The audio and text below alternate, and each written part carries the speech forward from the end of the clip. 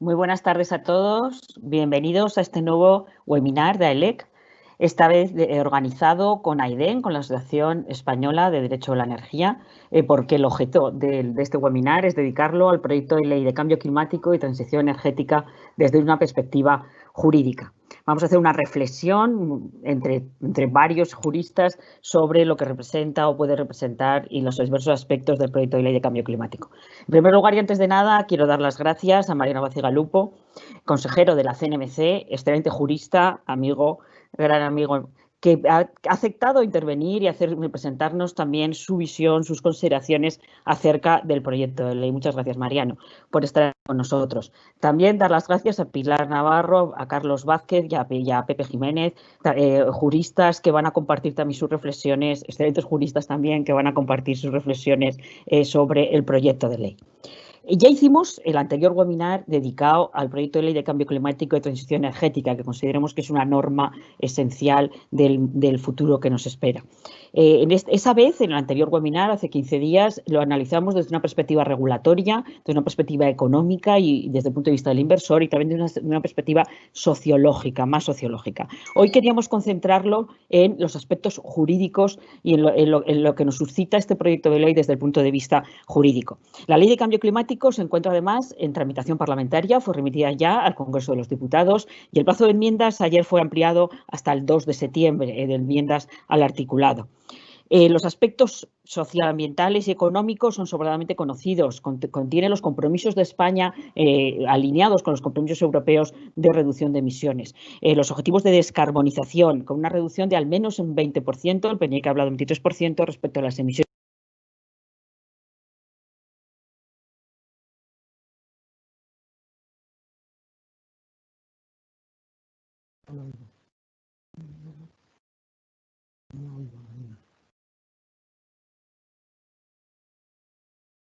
Perdón, no sé si está silenciado. Bueno, buenas tardes. Buenas tardes a todos. Bienvenidos al webinar de AELEC.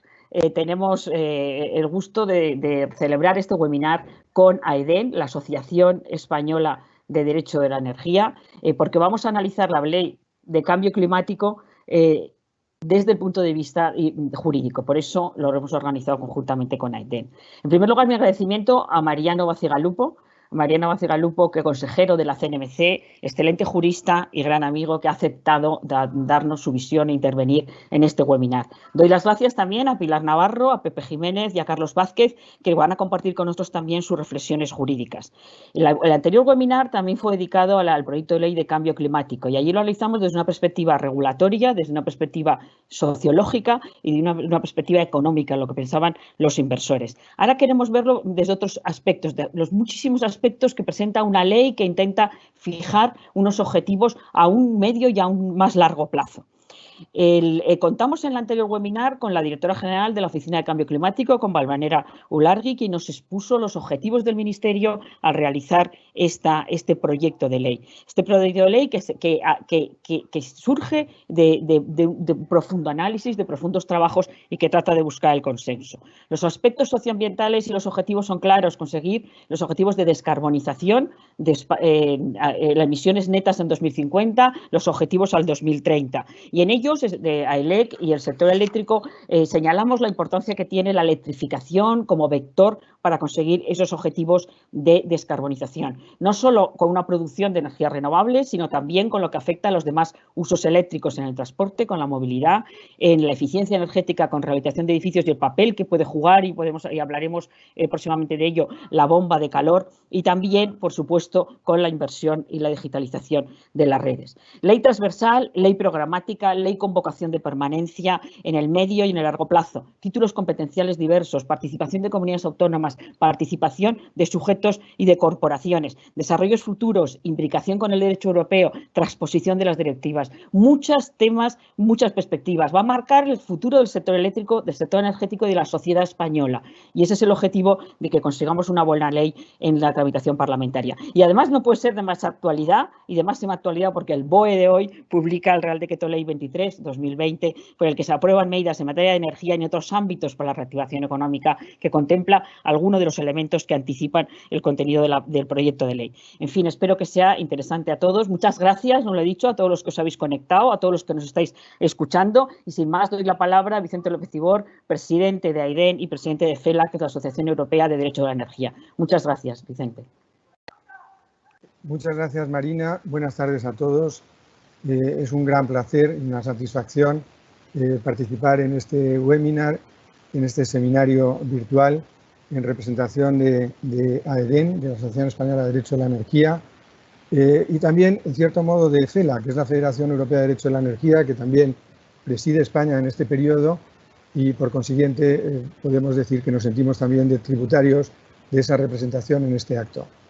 Hago mías las palabras de Marina sobre las personas que van a intervenir en el debate de esta tarde, todos juristas de gran calidad, Pascual, Pilar, Carlos, José y Mariano, que gentilmente también participa en este seminario en un momento, como también destacaba Marina, muy interesante, en el que de alguna manera se vuelve al curso habitual de las iniciativas legislativas, además con una iniciativa de gran relieve como es este proyecto de ley de cambio climático. Yo creo que sobre este proyecto de ley cabe decir en muy breves palabras dos cosas. Una que es que deriva del sistema de fuentes europeo. Baste recordar que en el año 1986, cuando incorporamos el Acta Única Europea al conjunto de los tratados comunitarios, se incorpora por vez primera a la política medioambiental. Y en cierto modo lo que hacemos es importar los principios de la jurisprudencia y de los tratados internacionales. Principios bien conocidos a todos, algunos con un carácter casi extremadamente cotidiano, como el que contamina paga, pero que se ha normalizado en el uso habitual del mundo jurídico y también de los tribunales. Por otro lado, se ha ido acentuando ese carácter de la protección medioambiental con la lucha y la defensa del cambio climático, y hoy la política medioambiental no solo es una política, sino que es un valor, la sostenibilidad, defiende unos principios, se basa en unos objetivos y tiene a su servicio un conjunto de instrumentos financieros y de programas de acción comunitario. Ello se ha ido trasladando a través de distintos títulos jurídicos y técnicas correspondientes en los ordenamientos nacionales. Hoy aparece esta proyecto de ley de cambio climático española, que evidentemente está directamente relacionada con un objetivo político muy claro, que es el objetivo de la Unión de la Transición Energética, vinculado a su vez al objetivo general de descarbonización derivado del Tratado de París y de todo el proceso post-Kioto, y por otra parte a un paquete jurídico singular y concreto, que es el Clean Energy Package, que a su vez se enlaza y forma parte de una de las piezas centrales de un proyecto político también de gran alcance europeo, que es la Unión de la Energía. Unión de la Energía como síntesis entre política energética y el mercado interior, las dos ruedas de la moto, del vehículo comunitario, y el Clean Energy Package, en que uno de sus aspectos, una de sus normas es un reglamento sobre gobernanza que ha sido o que está en estos momentos en curso de modificación. Tan solo habrá tenido 1 año y medio de vigencia para dar lugar a la Ley de Cambio Climático Europea. Llamo la atención sobre esta denominación. Es la primera vez que yo recuerde que un reglamento comunitario tiene en su subtítulo la denominación de Act, de loi, de ley, lo cual quiere decir que nace con esa vocación marco de grupo de cabecera normativa sobre el que se proyectará sobre el conjunto de las disposiciones nacionales. Y ese es el caso de nuestro proyecto de ley de cambio climático, que por una parte tiene que tratar de atender esos objetivos de descarbonización europea en lo que hace razón de reducción de emisiones, de protección sobre el clima y de cumplimiento de los objetivos que señalaba antes Marina en términos porcentuales de penetración de renovables hasta un 70%, de reducción de emisiones y de aumento del conjunto de la eficiencia energética del sistema. Creo que los dos proyectos a los que pongo en relación, porque la tienen de causalidad, el proyecto de ley europeo, el Climate Change Act y el proyecto de ley española, son dos piezas legislativas de extraordinaria importancia que van a definir el curso de la transición energética en los próximos tiempos. Yo me permito decir, para concluir, quiero trasladar dos mensajes que me parecen importantes, especialmente desde la comunidad jurídica de expertos. El primero es que la transición energética y, por tanto, estas dos iniciativas legislativas constituirán un éxito en buena medida si lo es la calidad de la regulación sobre la que se sustentan. Me parece que ese es un elemento fundamental. Y el otro es que la gobernanza energética encuentra en la ley climática y en el proyecto de ley español, es decir, en la traducción a nivel nacional de ese esfuerzo de nueva organización, disposición institucional de la gobernanza, en la relación clima-energía, otro elemento y pieza absolutamente central para el presente y para el futuro. No hace falta insistir en la oportunidad de la convocatoria, porque aquí lo único que habría que decir es que no hemos tenido nada que ver con la aparición del decreto, porque es que no ha podido ser más coincidente y oportuna esta aparición junto con la presentación del proyecto de ley. Y nada más, muchas gracias y estoy seguro que vamos a tener un magnífico debate.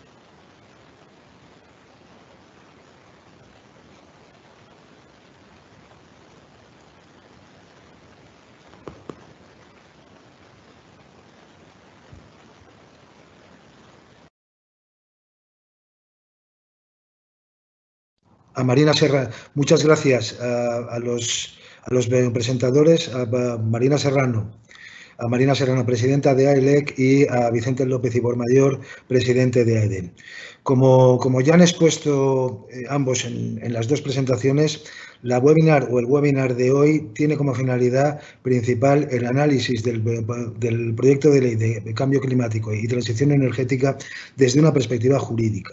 Y para comenzar precisamente con este análisis desde esta perspectiva, contamos con ello con la presencia de Mariano Bacigalupo Savese, consejero de la Comisión Nacional de los Mercados y de la Competencia, que ya tenía una tradición anterior dentro de ese propio organismo, concretamente dentro de la extinta Comisión Nacional de Energía, al ser su secretario general y también director de asesoría jurídica durante una temporada considerable. También es Mariano miembro de la Sala de Recursos de la Agencia Europea de Cooperación de los Reguladores de la Energía, ACER, y luego tiene también una amplia formación universitaria como doctor en Derecho y profesor titular de la Universidad Nacional de Educación a Distancia. Ha sido también letrado jefe de la sección de estudios e informes del Consejo General del Poder Judicial. Mariano Bacigalupo nos va a hacer una presentación inicial del proyecto de ley para situarnos todos en el ámbito en el que nos corresponde. Cuando quieras, Mariano, todas las cámaras son tuyas. Mariano, gracias. Muchísimas gracias, querido Pascual, por tus amables palabras de introducción y de presentación. Y también quiero, antes de comenzar mi exposición, expresar mi gratitud por la amabilísima invitación que me habéis formulado a los responsables, a los máximos responsables de las dos entidades que hoy nos acogen en este webinar. En primer lugar, quiero expresar mi gratitud a Marina Serrano como presidenta de AELEC y también a Vicente López Ibor como presidente de la Asociación Española de Derecho de la Energía. Es un contexto muy grato el que hoy nos concita a todos aquí, porque Marina y Vicente y yo mismo compartimos, además de unas cuantas aficiones comunes, pues también la de dirigir a través de su junta directiva a la Asociación Española de Derecho de la Energía. Por tanto, es un motivo de honda satisfacción para mí poder estar en este webinar con todos ustedes y poder compartir mesa con componentes tan ilustres y de los que con toda seguridad podremos aprender mucho. Bien, efectivamente se me ha pedido una introducción general al webinar de esta tarde y como ya es habitual en el ámbito de la regulación energética, ya lo han apuntado por otro lado la propia Marina Serrano, también Vicente, manda la actualidad. Una vez más manda la actualidad y si en el ámbito de la regulación energética decimos que manda la actualidad, es que manda la producción normativa trepidante que caracteriza a nuestro sector. Hoy nos disponemos, pese a todo, a analizar desde una perspectiva eminentemente jurídica el proyecto de ley de cambio climático y transición energética, pero como ya se ha señalado, precisamente esta misma mañana se ha publicado en el Boletín Oficial del Estado un importante decreto ley, el Real Decreto Ley 23/2020, de medidas en materia de energía y en otros ámbitos para la reactivación económica. Y es realmente imposible sustraerse o abstraerse en el contexto de nuestro webinar a este importantísimo hito legislativo, y no solo por el contenido que le es propio, sino fundamentalmente por la sencilla razón de que, como ya se anunciaba también, este Real Decreto Ley anticipa y actualiza algunos contenidos del proyecto de ley de cambio climático y transición energética, los que se juzgan más urgentes en la presente coyuntura y que no pueden esperar, o se argumenta que no pueden esperar a que concluya la necesariamente prolija tramitación parlamentaria de una iniciativa legislativa del calado del que nos ocupa, ¿no? Y que, fruto por añadidura de la presentación por un grupo parlamentario de una enmienda a la totalidad, llevará más tiempo del que tal vez podrían esperar estas previsiones normativas. Nos acaba de recordar ahora mismo Marina que el plazo de presentación de enmiendas parciales, de enmiendas al articulado del proyecto de ley, se ha prorrogado hasta el 2 de septiembre, lo que significa que hasta después del verano no podrá adquirir ritmo y velocidad de crucero la tramitación parlamentaria de esta iniciativa legislativa, lo que a su vez nos hace suponer que la ley probablemente no pueda ver la luz antes de final de año o, en todo caso, avanzado el otoño, pese a que efectivamente algunos de sus contenidos, como veremos, resultan particularmente perentorios. Bueno, tan motorizada es la producción normativa en el ámbito de la energía que, como vemos, ya no nos ha de extrañar que un decreto ley pueda anticipar los contenidos de un proyecto de ley que, por otra parte, tampoco dista demasiado en el tiempo. No hace tanto que se ha presentado, se ha remitido a las Cortes el proyecto de ley y algunas partes importantes del mismo ya se encuentran en el Boletín Oficial del Estado, pero no por mor de una ágil tramitación del proyecto, sino porque, como digo, algunos de sus contenidos han sido anticipados mediante legislación de urgencia, es decir, mediante un decreto ley.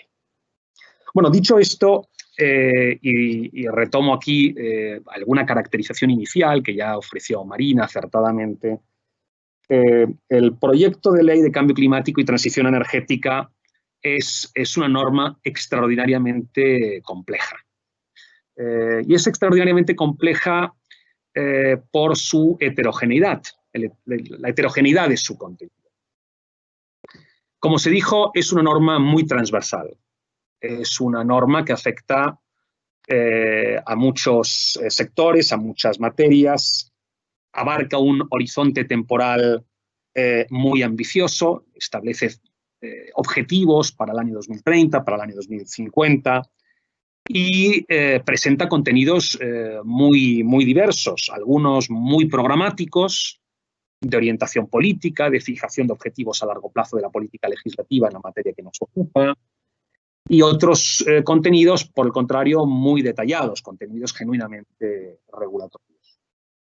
Bueno, pues una norma de estas características, como nadie se le oculta, confrontan al legislador, obviamente, con un doble reto. Por una parte, desde la perspectiva de la calidad normativa, es una norma técnicamente muy compleja, muy difícil, y por otra parte, desde la perspectiva política y, digamos, debido el amplio horizonte temporal que abarca y la aspiración de vigencia sostenida en el tiempo que le es inherente, es una norma que amerita un amplio consenso en el Parlamento.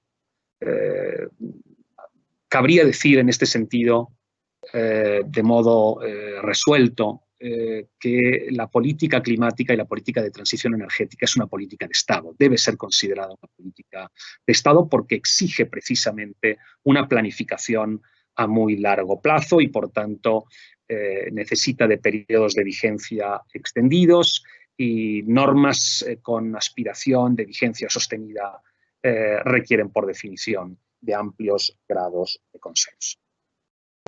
Bien, pero llegados a este punto,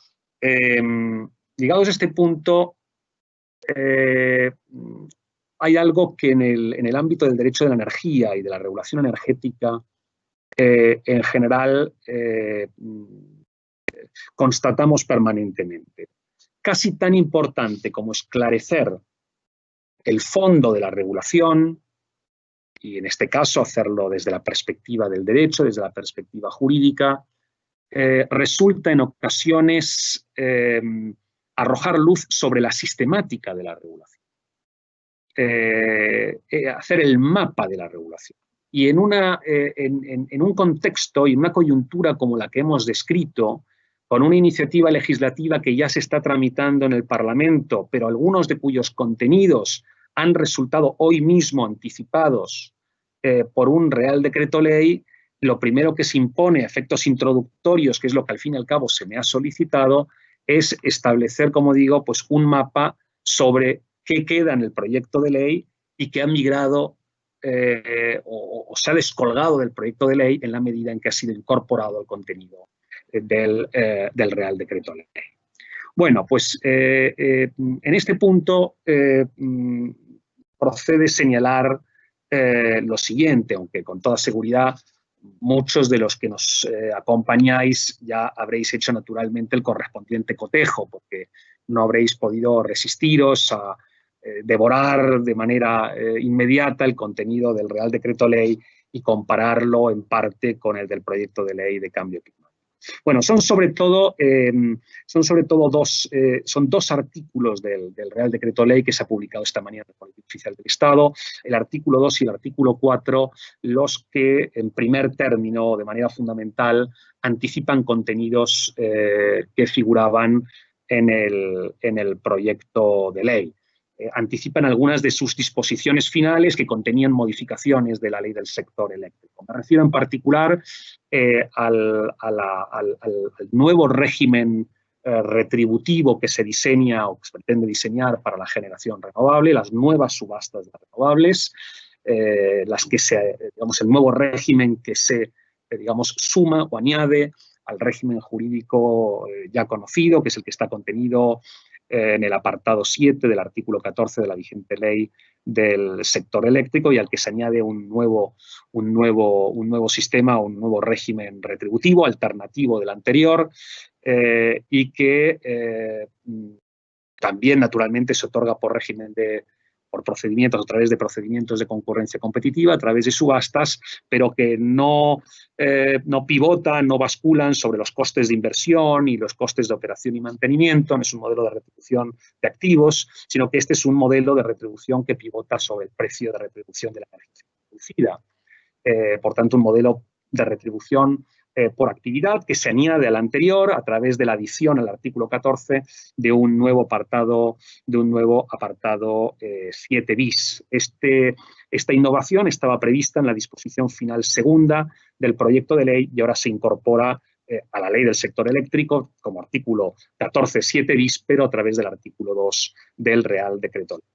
Y como decía, hay otro artículo del Real Decreto Ley, el artículo 4, que también anticipa contenidos del proyecto de ley, concretamente también modificaciones de la ley del sector eléctrico para introducir en ella la regulación de algunas nuevas figuras, de las que también se hablará en la mesa redonda que seguirá a mi intervención. Me refiero a la actividad de almacenamiento, la actividad de agregación, también lo que se preveía en relación con la hibridación y repotenciación de instalaciones.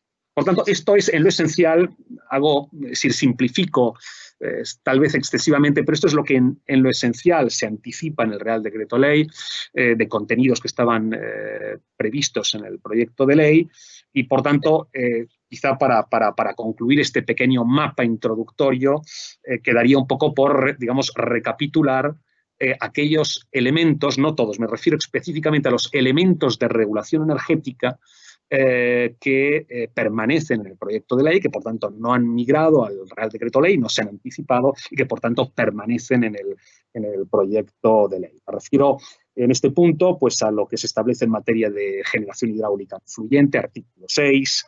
Me refiero, digamos, a todo el capítulo, el paquete sobre transición energética y combustibles, artículos 8 y siguientes, el fin a nuevas actividades de exploración, investigación y explotación de hidrocarburos, el establecimiento de límites a nuevos beneficios fiscales a productos energéticos de origen fósil, la regulación relativa al fomento de gases renovables. Me refiero también a la obligación de instalación de puntos de recarga eléctrica en determinadas instalaciones de suministro de combustibles y carburantes. Me refiero también a la regulación sobre acceso prioritario a la capacidad de evacuación en procesos de cierre de centrales térmicas en el marco de los llamados convenios de transición justa. También permanece en el proyecto de ley la previsión relativa a la afectación al sistema eléctrico para la financiación de determinados costes del sistema vinculados a las políticas de cambio climático y de transición energética, de una parte de los ingresos procedentes de las subastas de derechos de emisión de gases de efecto invernadero. También permanece en el proyecto de ley la regulación sobre endeudamiento de sociedades que realizan actividades reguladas y su efecto en la retribución de dichas metodologías. Esto estaba previsto en la disposición final tercera, estaba previsto en la ley. Y finalmente, entre otros elementos de regulación energética contenidos en el proyecto de ley, también permanece en el proyecto de ley, es decir, no se han anticipado mediante el decreto de ley de hoy la regulación que se incorpora en la disposición final novena de la Ley de Creación de la CNMC en relación con el ámbito de aplicación del control de las tomas de participaciones por sociedades que realizan actividades reguladas, en este caso para extender el ámbito de aplicación a las tomas de participaciones que realizan las matrices y las filiales no reguladas de los grupos de sociedades que comprenden a gestores de redes de transporte, nuestros TSOs, que figura en la disposición final sexta del proyecto de ley. Bueno, estos son los elementos de regulación energética que permanecen en el proyecto. He mencionado los que han pasado al decreto ley y, bueno, ya saben, y concluyo con ello, que el decreto ley de esta mañana, el 23/2020, también incorpora algunas otras novedades que no estaban en el proyecto, no están en el proyecto de ley de cambio climático. Simplemente mencionarlo, todo el paquete tan importante sobre permisos de acceso y conexión, todo lo que son las medidas antiburbuja, hitos administrativos, plazos, régimen de caducidad, posibilidad de renuncia, moratoria de nuevos permisos. Luego, muy importante también, se incorpora también a la ley del sector eléctrico una regulación sobre bancos de pruebas regulatorios, sobre sandbox regulatorio en materia energética. Tenemos naturalmente todo el paquete de fomento de eficiencia energética para extender hasta el 2030 el sistema establecido en la ley 18/2014 y transponer la nueva directiva del año 2018. Entre otras medidas, también señalo la elevación de los límites de inversión de la actividad de transporte y distribución, precisamente para compensar el efecto reductor que sobre el PIB ha tenido naturalmente la pandemia y el COVID-19. Bueno, voy a detenerme aquí. El objeto de mi intervención era exclusivamente, como pueden apreciar fácilmente, más que, digamos, entrar en el análisis de fondo de los contenidos, era simplemente ordenar un poco los contenidos, dónde queda cada cosa y simplemente, pues, de alguna manera dejar la medida de lo posible, algo más diáfano el terreno para que ahora estos o algunos de estos contenidos puedan ser objeto de un análisis más pormenorizado por los ponentes de la mesa redonda. Muchísimas gracias, nada más, y pido disculpas por la extensión de la intervención. Gracias.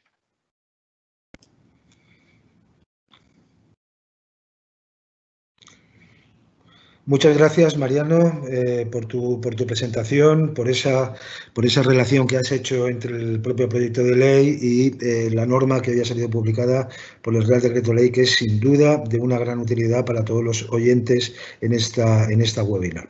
A continuación, os queremos decir que llega el turno de las cuestiones que se plantean pues, en el proyecto de ley y de sus posibles respuestas.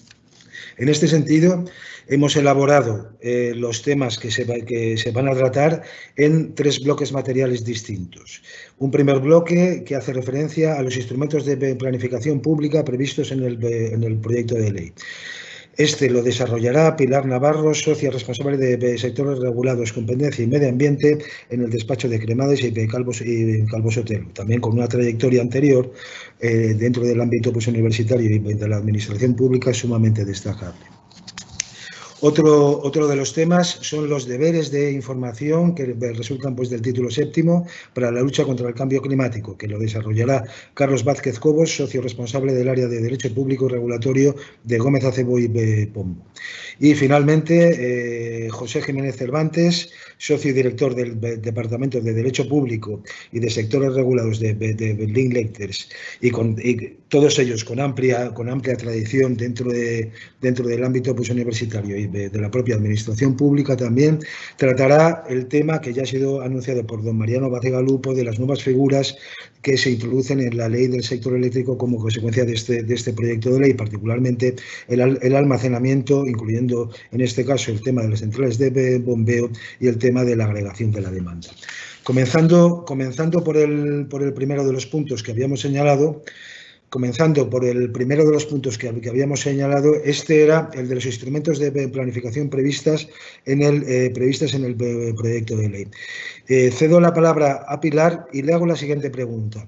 ¿Cuáles son esos instrumentos de planificación que vienen contenidos dentro del proyecto de ley? Pilar. Muy bien, muchas gracias, Pascual. Muchas gracias tanto a ELEC, y lo personalizo en la persona de Marina Serrano, como a EDEN, a su presidente, a Vicente López Ibor, por esta invitación a participar en este webinar, con el gran nivel del resto de ponentes que, como decía Mariano Bacegalupo, nos va a servir para aprender todo un poco más. Y pasando ya al contexto de la pregunta que planteaba Pascual, bueno, me he permitido pintar en una diapositiva los instrumentos de planificación que prevé la ley, el proyecto de ley, para que todos los que nos estén viendo y escuchando pues los tengan en un mismo documento, porque están diseminados a lo largo del texto del proyecto de ley en diversos artículos. Dice la exposición de motivos de la propia norma que se crean 2 grandes herramientas de gobernanza en clima y energía. Esta nomenclatura evidentemente no es nueva, sino que trae causa de la transposición del reglamento conocido por todos 18/99 de la Unión Europea, y por tanto, en base a esa transposición, el Reino de España pues cumple con esa previsión que tienen que cumplir también todos los Estados miembros, aprobando en un primer lugar el Plan Nacional Integrado de Energía y Clima, por su acrónimo el PNIEC, cuyo desarrollo está en el artículo 4 de la ley, del proyecto, y por otra parte la estrategia de descarbonización a 2050 prevista en el artículo 5. Estos 2 documentos son complementarios y evidentemente tienen que estar, documentos importantes y planificadores tienen que estar en consonancia en cuanto a las medidas, sobre todo en cuanto a los niveles de reducción de gases de efecto invernadero, como diré brevemente cuando señale algunas de las pinceladas que prevé la norma en cada uno de estos documentos estratégicos de planificación. A estos 2 nuevos documentos o herramientas planificadoras de gobernanza y clima en clima y energía se unen a otros 3 instrumentos que ya tienen bastante más predicamento en nuestro ordenamiento jurídico a distintos niveles, como son, por un lado, el Plan Nacional de Adaptación al Cambio Climático, por su acrónimo el PNAC, que está previsto ahora en el artículo 15 del proyecto de ley.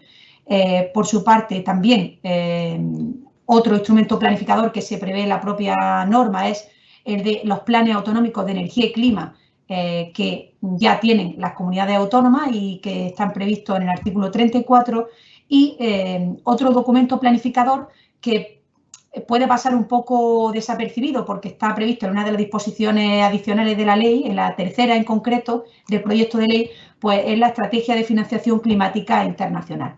En paralelo, junto con estos 5 grandes documentos o instrumentos de planificación, se crea también, está previsto en el proyecto de ley, la creación del Comité de Expertos en Cambio Climático y Transición Energética, lo cual está previsto en el artículo 33 de la norma. Por apuntar unas breves pinceladas de cada uno de estos documentos, decirles básicamente que los 2 primeros documentos, que son las 2 grandes herramientas que se crean ex novo por el proyecto de ley, está previsto que sean aprobados por Real Decreto del Consejo de Ministros a propuesta de la ministra de Transición Ecológica, y la diferencia entre ambos básicamente viene por el contenido de los mismos, ¿no? En primer lugar, el Plan Nacional Integrado de Energía y Clima se define por la propia ley, por el proyecto de ley en su artículo 4, como la principal herramienta de planificación estratégica del Estado para mostrar la contribución de España al cumplimiento de los objetivos de la Unión Europea. Como digo, se debe aprobar por Real Decreto, y el primero de estos planes está previsto que abarque el periodo 21-30, de 2021-2030, con un contenido mínimo en el cual se incluye básicamente los objetivos de reducción de gases de efecto invernadero. Ahí coincide algo con la estrategia de descarbonización a 2050, y además se establecen una serie de objetivos sectoriales bastante interesantes, porque ahí es donde se detallarán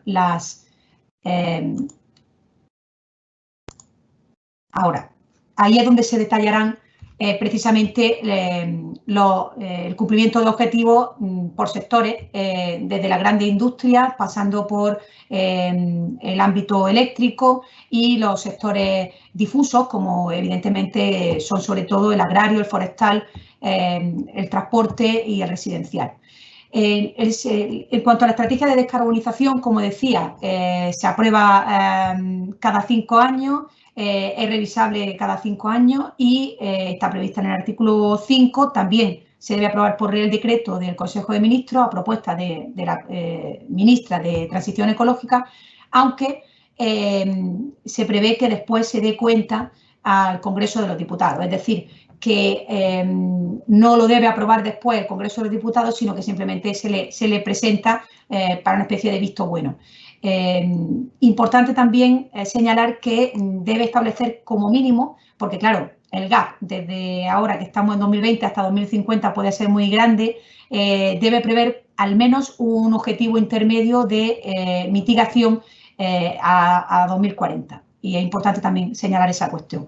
Los otros 3 instrumentos planificadores los conocemos más, pero es importante que para que tengamos en la cabeza cómo queda el panorama, ¿no? Cómo sería, en este caso, utilizando la terminología que ha implementado el propio Mariano Bacigalupo, bueno, pues el mapa, ¿no?, de los instrumentos de planificación pública del proyecto de ley, pues les voy a dar varias pinceladas también de estos tres instrumentos. El Plan Nacional de Adaptación al Cambio Climático, el PANAC, que como supongo que todos los que nos están viendo saben, está en estos momentos en periodo de exposición pública para las consideraciones que se quieran realizar justo hasta el día 30 de este mes de junio, es decir, hasta la semana que viene, y el anterior databa de 2006.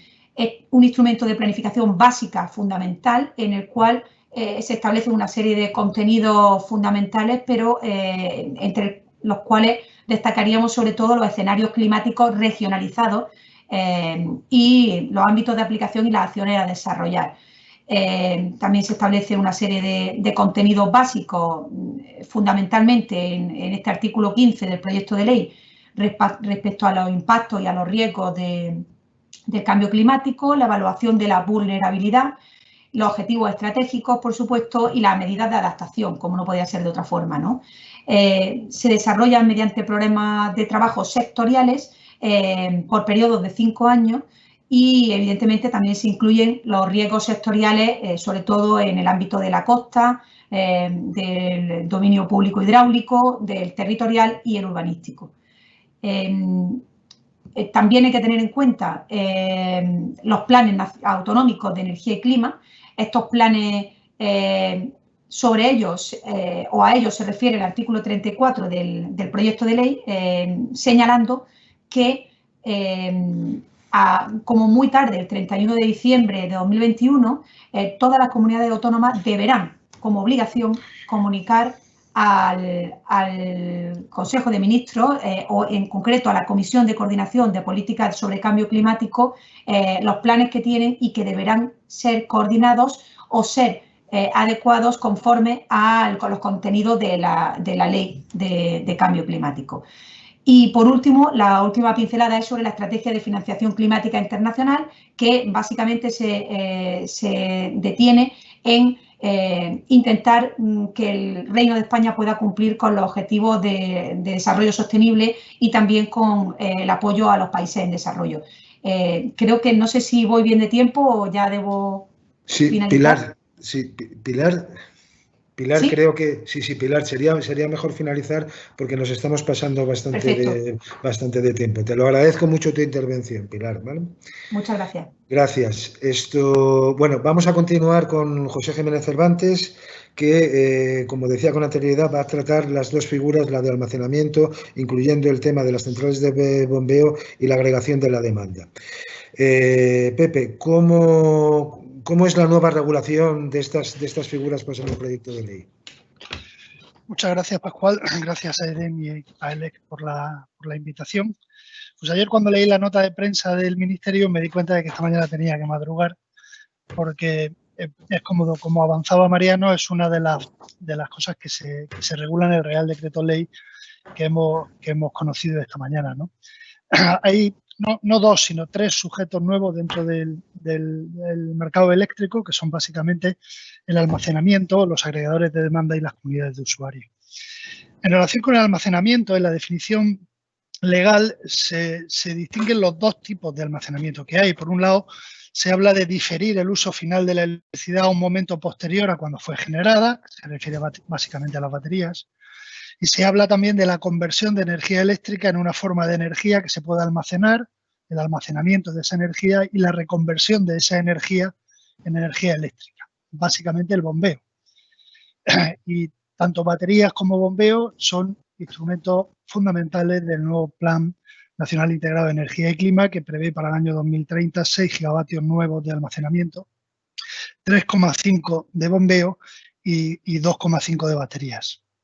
Como también comentaba Mariano, en el proyecto de ley de energía y clima, y esto no se ha regulado en el Real Decreto Ley de esta mañana, hay también un decidido impulso por las instalaciones renovables reversibles, por las instalaciones de bombeo. En el artículo 6 del proyecto de ley se configuran las instalaciones de bombeo como herramientas, por un lado, para la consecución de los objetivos en materia de energías renovables y, por otro lado, como prioritarios en la integración de la tecnología renovable en el sistema eléctrico. Básicamente, conseguir la integración de las energías renovables con nuevas energías renovables.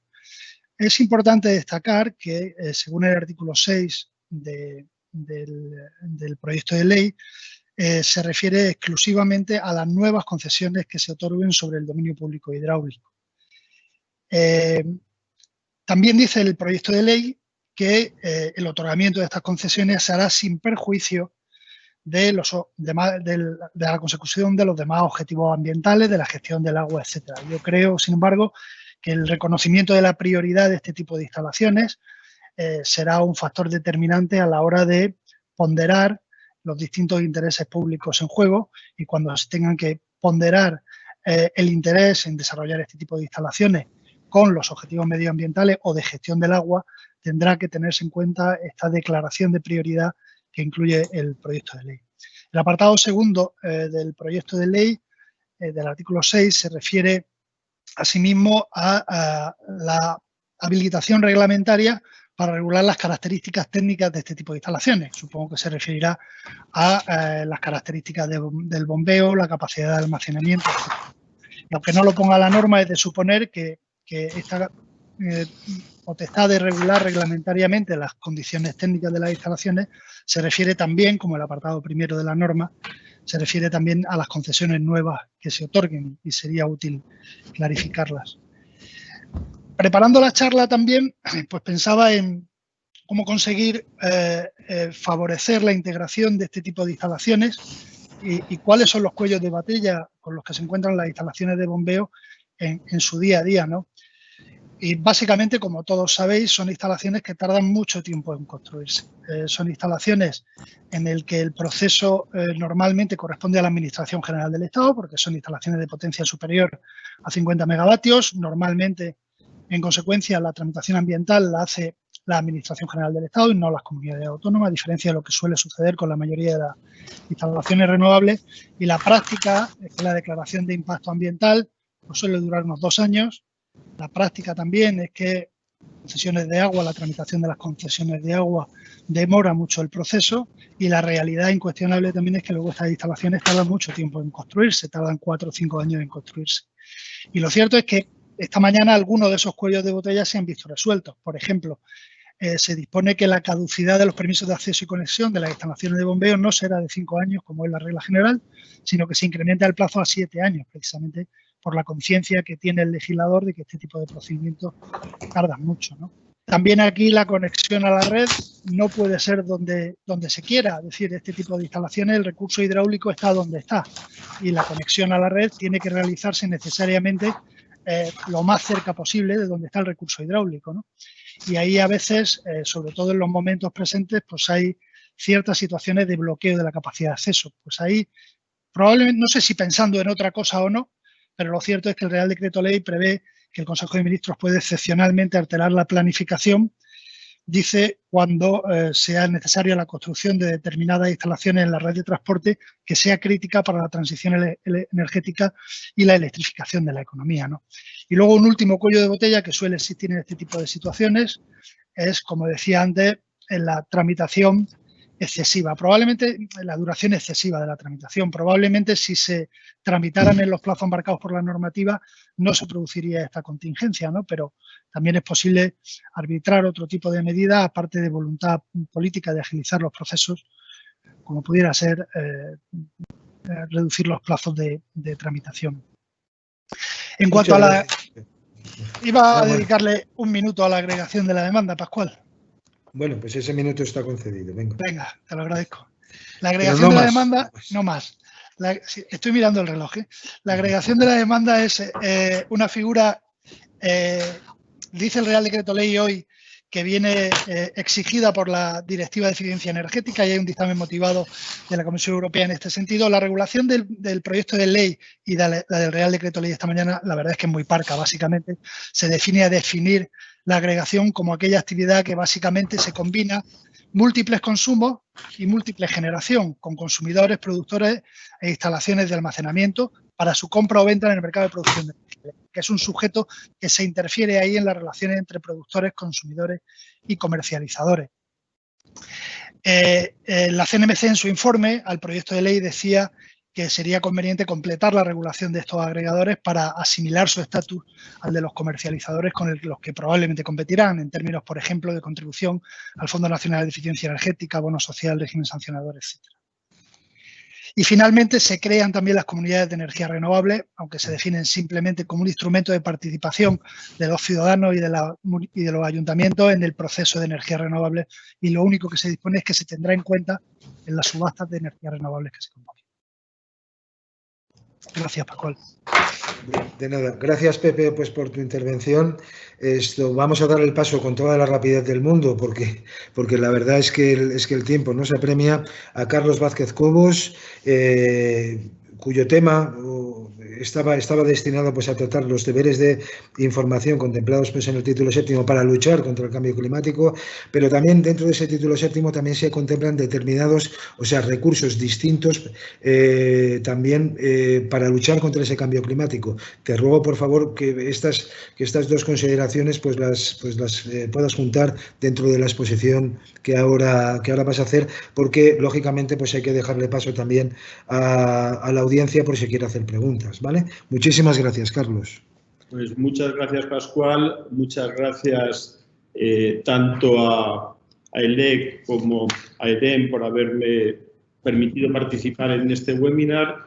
Buenas tardes a todos los que nos escuchan y seré muy breve. Como bien has indicado, hay unas obligaciones de información que se establece en el proyecto, en el artículo 28, para empresas financieras y no financieras sobre la integración del riesgo del cambio climático en sus actividades empresariales. Se incluye dentro de un título, el título séptimo, que hace referencia a los recursos disponibles nacionales. Si cualquier proyecto de ley analizar los recursos disponibles es esencial, más en este caso, como sabéis, en el Plan Nacional Integrado de Energía y Clima se habla de que en el periodo 2021 a 2030 se necesitarán, para conseguir los objetivos de descarbonización, inversiones de aproximadamente 240.000 millones, pero de las cuales un 80% corresponden al sector privado, es decir, aproximadamente 20.000 millones de euros al año. Para conseguir estos objetivos y para conseguir que el sector privado lleve a cabo estas inversiones, lo que tenemos que convencer es que solo cabe hacer a partir de ahora inversiones sostenibles. Y eso es lo que pretende el artículo 28, básicamente, estableciendo una serie de obligaciones de información específicas generalmente a las empresas que tienen que presentar lo que se llama el estado de información no financiera, con un informe anual que recoja cuáles son los riesgos climáticos, los riesgos de adaptación hacia una economía sostenible y cuáles son las medidas que pretenden llevar a cabo para conseguir estos objetivos. El proyecto prevé que se aprobará un Real Decreto en el plazo de 2 años para fijar el alcance de este informe. Pero aquí, a diferencia de lo que ha pasado antes y que me han precedido en el turno comentando la inmediatez de la normativa nacional, donde tenemos que fijarnos es en la normativa comunitaria. Y como conocéis, este lunes ya se aprobó un reglamento, uno de ellos, un reglamento de taxonomía, en el que ya se establece cuál es el marco para llevar a cabo esta financiación sostenible. Por favor, ¿me podéis presentar la diapositiva? Por eso yo, más que conocer el artículo 28, lo más importante es lo que se está llevando a cabo en Europa, porque en Europa se viene trabajando desde que se aprobó el plan en mayo de 2018 sobre la acción para financiar el desarrollo sostenible, sobre estas medidas de información. Y no va a ser necesario esperar a esos 2 años, sino que ya las tenemos encima de la mesa. Para no cansar tampoco al personal y a las personas que nos escuchan, lo que he tratado en esta transparencia es una breve, digamos, descripción de todas estas normas, muchas de ellas ya reglamentos y con plazos de entrada en vigor y con obligaciones concretas, ¿no? Una pequeña idea, el primero de ellos es el reglamento de taxonomía, que establece cuáles son los criterios para definir una inversión sostenible armonizándolo a nivel europeo, que aplica tanto y va a aplicar a empresas financieras como no financieras y que ya establece objetivos concretos de aplicación a partir de 1 de enero de 2022 para la adaptación y mitigación del cambio climático y a partir de 1 de enero de 2023 para el resto de los objetivos ambientales, dejando para más adelante el resto de los objetivos de desarrollo sostenible. Pero es que para las empresas financieras se aprobó el importante reglamento 2019-2088, que ya se recoge con una entrada en vigor muy inmediata en marzo del 2021, pues obligaciones muy concretas para las entidades que prestan servicios financieros, no solamente de crédito, de seguros, sino también instituciones de inversión colectiva, también fondos de inversión alternativos, para analizar cuáles son sus políticas de sostenibilidad en cuanto a la información precontractual y contractual que hagan de sus productos financieros, pero también para respecto de la propia entidad, para que se dé información muy precisa sobre la integración de los riesgos climáticos, de sostenibilidad en la propia toma de decisiones que lleven a cabo dichas entidades. Está en curso y hay una consulta pública abierta en estos momentos sobre la revisión ya para todas las empresas de las obligaciones de información no financiera, para ver en qué medida también en otros aspectos se incorporará el análisis de estos riesgos climáticos que está en curso, y hay incluso reglamentos muy precisos, muy técnicos sobre la aprobación de índices de referencia específicos climáticos relativos a la sostenibilidad, a la transición climática de la Unión Europea, que se vincularán con los índices de referencia que ya existen en la decisión de inversión en las carteras individuales y colectivas. Para ser muy breve y preciso, pues muchas gracias, Carlos. Muchas gracias, Carlos, por la brevedad. Y bueno, ha llegado pues el momento, vista la hora que es, de darle pues a la audiencia su posibilidad, también la posibilidad pues de formular preguntas. Tenemos aquí algunas de las que nos han formulado. Hay una, por ejemplo, que iría dirigida pues a José Jiménez Cervantes. ¿Cómo podría afectar una potencial reaparición del déficit de tarifa al impulso de la transición energética? Buena pregunta. Bueno, para la transición energética hace falta mucho dinero, mucha inversión privada, ¿no? Y el déficit de tarifa, si no se acomete bien, es probablemente el principal riesgo regulatorio que existe. No sé si va a haber déficit de tarifa. Yo creo que con carácter general los costes del sistema eléctrico están controlados.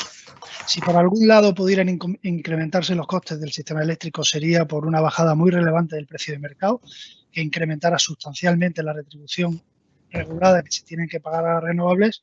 Y si fuera el déficit de tarifa tuviera esa causa, pues habría, si bajan los precios de electricidad, pues se podrían subir los peajes y dar cumplimiento a lo que dice la ley del sector eléctrico, que es que si hay desajustes hay que buscar fuentes adicionales de financiación de esos desajustes, ¿no?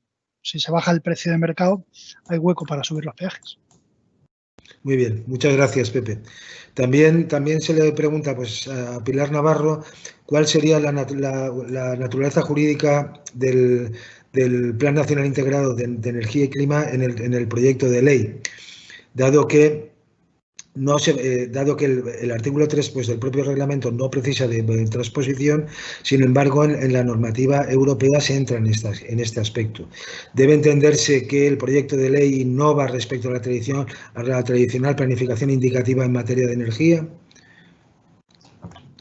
Es una pregunta un poco genérica, también te ruego que, porque andamos ya muy justos ya de tiempo. Concreto, gracias. A ver, se trata de, más que innovar, se trata de cumplir una obligación que establece la propia directiva a la que se refiere la persona que pregunta, pero que está previsto en el artículo 1. En el artículo 1 de ese reglamento se establece expresamente que a más tardar, lo estoy leyendo textualmente, el 31 de diciembre de 2019, que ya se ha pasado un poco, y posteriormente a más tardar el 1 de enero de 2029 y luego cada 10 años, cada Estado miembro debe comunicar a la Comisión un Plan Nacional Integrado de Energía y Clima. Por tanto, no es el soft law con el que estamos acostumbrados en España a tratar los planes y programas, sino que se trata de hard law. Estamos obligados a cumplirlo y el Reino de España lo está haciendo. Muy bien, muchísimas gracias, Pilar. Bueno, con esto hemos terminado la parte relativa pues, a las cuestiones las cuestiones que nos plantea pues el proyecto de ley. También han tenido pues ocasión de pronunciarse todos nuestros ponentes sobre los diferentes aspectos. Es indudable que con el tiempo tan pequeño que al final del que se ha dispuesto, ha faltado tiempo para que algunos de ellos también pudieran haber desarrollado pues algunas cuestiones más que sin duda pues también se plantean, pero por lo menos también nos ha dado ocasión para que los propios asistentes a esta webinar hayan podido pronunciarse formulando las preguntas que ellos han considerado más interesantes. En fin, con todo esto hago ya la despedida de esta webinar y le paso el testigo pues a Vicente para que proceda pues a esa despedida. Muchas gracias a todos. Muchas gracias, Pascual. Muy brevemente, muchas gracias a ELEC por esta convocatoria. Enhorabuena a todos los ponentes. Estoy seguro que habrá otras ocasiones para profundizar más en estos temas tan importantes. Y en 30 segundos, solo 2 ideas. Gobernanza dice razón de nuevo marco europeo.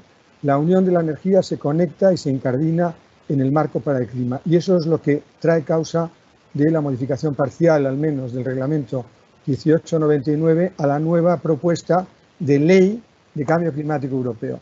Y en el orden de las técnicas legislativas internas y de las nuevas actividades, la conexión es, además de, como ha señalado José, con la Directiva de Eficiencia Energética, indiscutiblemente con la Directiva sobre normas comunes del mercado interior, porque allí encontramos las figuras que ahora se transponen en el Real Decreto Ley sobre los agregadores, también agregadores independientes, almacenamiento, instalaciones de almacenamiento y comunidades, que en la directiva se llama Comunidades Ciudadanas de Energía. Nada más, muchas gracias. Gracias de nuevo a ELEC y a los ponentes. Un placer.